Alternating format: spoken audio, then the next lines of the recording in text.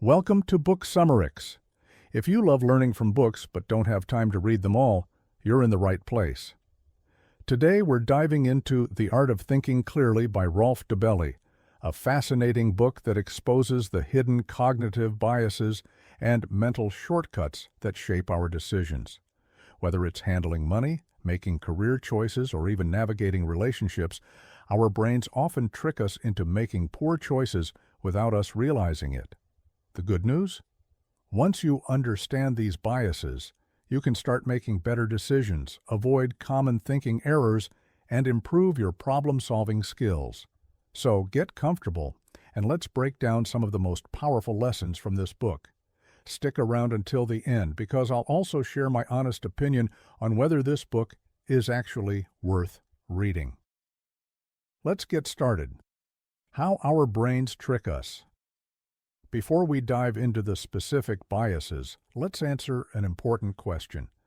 Why does our brain make so many thinking mistakes? Our brains are built for efficiency, not accuracy. Every second we are bombarded with information. To keep up, our brain relies on shortcuts, quick rules of thumb, that help us make decisions fast. But while these shortcuts are useful, they often lead to systematic errors in judgment. For example, have you ever bought something just because a more expensive option was placed next to it? That's the contrast effect, a trick marketers use to manipulate our choices. Or have you ever stayed in a bad relationship or a failing business just because you've already invested too much time and effort?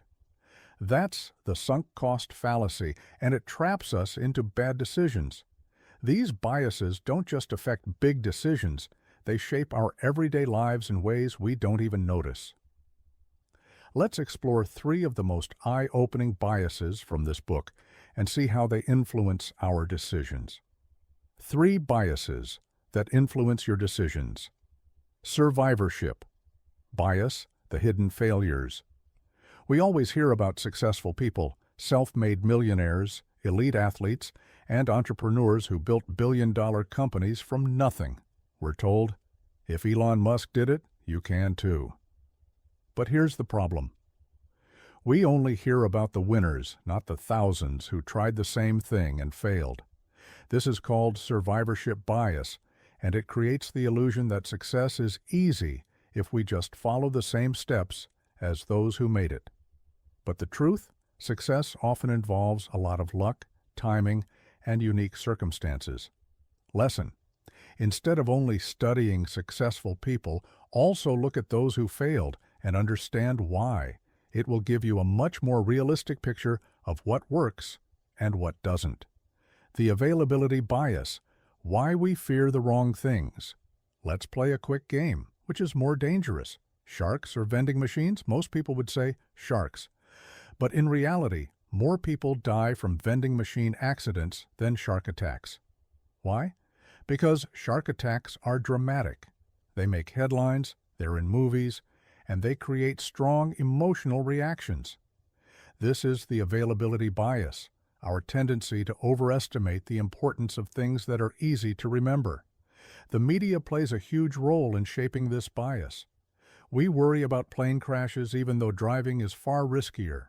We fear terrorism more than heart disease, even though heart disease kills far more people. Lesson: always check actual data before making decisions based on fear. Just because something is memorable doesn't mean it's common. Loss aversion, the fear of letting go. Did you know that losing hurts twice as much as winning feels good? Studies show that losing a certain amount of money feels more painful than the happiness of gaining the same amount.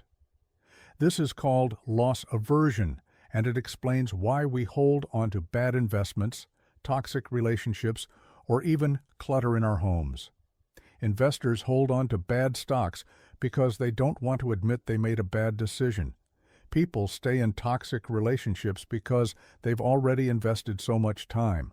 We keep clothes we never wear because we don't want to waste money. But in reality, holding on to bad decisions costs us more. Lesson: Don't let the fear of loss keep you stuck in bad choices. If something isn't working, cut your losses and move forward. Is this book worth reading? Now that we've explored some of the key lessons, let's talk about whether The Art of Thinking Clearly is worth your time. What I liked. The book is super easy to read.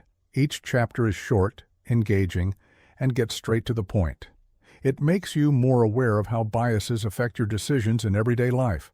The lessons are practical. You can start applying them immediately.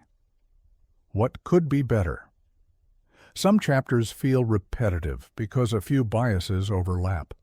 The book doesn't go deep into the psychology behind these biases. If you're looking for more science-based explanations, I'd recommend Thinking Fast and Slow by Daniel Kahneman. Should you read this book? If you love books that challenge the way you think, this is a great read. It's perfect for entrepreneurs who want to avoid decision-making traps, students who want to sharpen their critical thinking, anyone who wants to make better, smarter choices in life. However, if you've already read other books on cognitive biases, you might find this one a bit basic. Overall, I'd rate it 8.5 out of 10, definitely worth reading at least once. Your turn. Now I want to hear from you. What's a decision you made that you now realize was influenced by a bias? Have you ever fallen for the sunk cost fallacy or the availability bias? Let me know in the comments below. And if you enjoyed this summary, don't forget to like the video, subscribe to Book Summarics for more insights from great books. Hit the notification bell so you never miss a new video. Thanks for watching, and until next time, keep learning and thinking clearly.